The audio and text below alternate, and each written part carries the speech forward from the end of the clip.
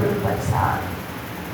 गुरु साहिब वचन साहिब में फरमाए रहे हैं, हर नाम हृदय परोया सब काज हमारा होया। जॾहिं असां हृदय में हरि नाम के पोईंदा से पाणी असांजा सब कार्ज थी वेंदा। इंसान सोचींदो आहे त हे कम राज थे वांदो थियां त पोइ सत्संग सां जुड़ा, हिन संसार जे उपाधिन मां छुटा त आराम सां वञी सत्संग में विया। प्रभु चरणी मन लागा, जेसिताईं कमु आहे तेसिताईं चरणनि में मन लॻे ई नथो पियो। टेंशन लहे त मन लॻे न, असां ईअं सोचींदा आहियूं, पर उहो त कॾहिं थियणो ई न आहे। छो त चवंदा आहिनि ज़िंदगी आहे हिकु संघर्ष। संघर्ष यानी संग प्लस हर्ष। जेसिताईं इन संग खे जोड़े करे हर्ष सां नथा जियूं तेसिताईं संघर्ष ख़तमु थियणा ई न आहे। यानी चिंताऊं त लहणियूं ई न आहिनि। मरण ताईं भी चिंता थिए थी पई। मरण वक़्तु भी इंसान सोचे थो त दुकान जो छा थियो, घर जो छा थियो, मिल्कियत जो छा थियो। अगर मरण वक़्तु लास्ट स्टेज ते भी असांखे इहे सभु शयूं यादि थी अचनि त ज़िंदगीअ में कीअं फुर्सत मिलंदी जो अची करे असां आराम सां नाम जपंदासीं। थींदो ई कॾहिं थियणो आहे। सभई हिते वेठा आहियूं, अमृत वेले उथी करे बि तॾहिं बि पुठियां जी चिंता सताए थी त जल्दी घर वञिणो आहे, जल्दी हे कम करणा आहिनि। मन में लिस्ट ठाहे अॻ में ई अचूं था पिया। सुभाणे सवेल उथंदासीं, हे कमु करिणो आहे, पर छा उथी करे पंहिंजे श्वासनि ते ध्यानु ॾिनोसीं? न। असांखे ख़बर आहे सही त नक असांखे भॻवानु ॾिनो आहे त हुन में 2 छेद ॾिना अथई। छो हिकु छो न ॾेई सघे पियो? जीअं मुंहुं हिकु ॾिनो अथई, नक में 2 छेद छो ॾिना अथई? हुनजो कारण छा आहे? उनजो कारण आहे त साॼे पासे वारी नाड़ी आहे जेका सूर्य नाड़ी आहे, खाॿे पासे वारी नाड़ी आहे सो चंद्र नाड़ी आहे। छो ॾिनी अथई? शरीर में वात पित्त कफ टई जुड़ियल आहे। अगर असां श्वासनि ते ध्यानु ॾिनोसीं त कहिड़ी सीज़न हली रही आहे, सियारो आहे त कहिड़ी साइड खां साहु खणणु खपे उहा बि ख़बर कान्हे। साहु खणणो आहे, खणूं था, सोचो ई न आहे, कॾहिं टाइम ई कान्हे। पर भॻवान ईअं छो ठाहियो अथई सिस्टम? ॿुधायो कारण कुछ तो हूंदो। अरे कोई कारण होगा, केर के ॻाल्हि पुठियां कोई न कोई कारण आहे, पर असां त सोचियोसीं ई कान। फुर्सत थिए त सोचूं न भाई। फुर्सत कॾहिं थींदी? जॾहिं असां सोचींदासीं कॾहिं जॾहिं वांदा थींदासीं। उन ई चकर में फाथा पिया आहियूं। पहिरें त इहो सोचींदा आहियूं त सत्संग में इहा कहानी हली, ईअं छो हली? ईअं न चवणु खपे न, ईअं छो चयूं? उन मां कुझु ज्ञान नथा खणो। जीअं जीअं ॿुधोसीं त लैला मजनू जी कहानी खई हुई त कोई सोचे थो त भई इहा कहानी छो खयूं? इहा खणणु त न खपे, छो त प्यार इश्क मोहबत सत्संग में कहिड़ो कमु।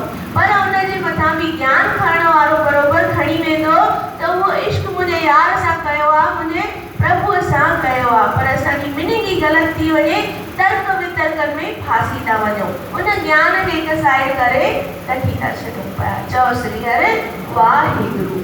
हिकु छोकिरो हुयो, लॻण वारो हुयो, बसि कुझु ॾींहंनि में नौकिरी ते अप्लाई करे पियो, जाते काथे वञे पियो, पंहिंजी डिग्री जी फाइल खणी करे। रोज़ सुबुह थींदी हुई, जीअं तयारु थींदो हुयो, पहिरें मां टोकींदी हुयसि, तो आज जॻह ते टंगजांइ। वरी थोड़ी देर थी ॿाहिरि निकितो, सनानु करे पी कुझु दोस्त, नलको बंदि कई, पाणीअ जी टंकी आहे, टिप चालू करे हली ईंदो आहे। गीजर बंदि कई, वरी कुझु देर थींदी हुई त मां ॿी ॻाल्हि ते टोकींदी हुयसि, टी ॻाल्हि ते टोकींदी हुयसि। रस्ते में वञण वक़्तु सोचींदो हुयो त हमेशह हिन टिक खां मां कतु थी वियो आहियां, जल्दी मूंखे कोई सुठी नौकिरी मिले। चवंदा आहिनि जॉब मिलंदी आहे त हुन सां गॾु घर बि मिलंदो आहे, मां त उते शिफ्ट थी वेंदुमि। भले माउ पीउ आहिनि, पर मां हिते अची करे कुझु बि करे वेंदुमि, पर गॾु न वठी वेंदोमांनि, अकेलो वञी आराम सां रहंदुमि। भाई मां कतु थी वियो आहियां। चओ श्री हरि वाहिगुरु। असां बि ईअं ई सोचींदा आहियूं, घर परिवार जी टिक खां परेशान थी वेंदा आहियूं। घर वारी चवंदी आहे सब्जी वठी अचो, अरे भाई सब्जी चाढ़ींदी कंहिंजे लाइ? कंहिंजे लाइ चाढ़ींदी? असांजे लाइ। पर हुनजे चवण खां असां परेशान थी वेंदा आहियूं। घर में ससूं ॾेराणियूं निराणूं हूंदियूं आहिनि, हुनजी टिक खां परेशान थींदा आहियूं, पर इहो न सोचींदा आहियूं त इहो संसार भॻवानु असांजे कर्मनि जे लाइ बणायो आहे। असां पंहिंजे परिवार सां कीअं हलूं था, या CCTV कैमरा लॻल पई आहे, इहो असांजो कर्म ठहे थो, असां कंहिंसां कहिड़ो व्यवहार हलूं था पिया। जंहिं महिल छोकिरो वियो, ऑफिस में पहुतो, लंबी सारी कतार लॻी पई हुई, लिस्ट एॾी ॼणनि जी, हर को नौकिरी लाइ अप्लाई करण लाइ वेठो हुयो। इहो बि अची वेठो, हाणे चई भाई अॼु त लॻे कान थो दाल गरंदी, पर अप्लाई भैया वञणो त आहे। हेठि वेठो हुयो, जीअं जो मथे चढ़ण लॻो त सीढ़ी चढ़ंदे चढ़ंदे ॾिठई त लाइट चालू लॻी पई आहे। हिन महिल ताईं बटन बंदि कई। थोरो अञा मथे वियो त उते पाणीअ जो कूलर रखियो पियो हो, उहो बि टप टप वहे पियो। हाणे हिते पाणीअ जो कूलर वहे पियो, सॼी ॾाकण आली थी वई। त चवण जो मतिलबु इंतज़ारु न कयो भाउ के भई कोई ॿियो ईंदो पोलो लॻाईंदो। पाणी वीचारो पोलो बि हणी वियो, छो त हुनखे उहा सेवा पूरी करणी हुई। सिर्फ़ु कूलर खणी करे हली न वञिणो हुयो, पोलो लॻाई ते हुन बि उते कूलर जो नलको बंदि कई।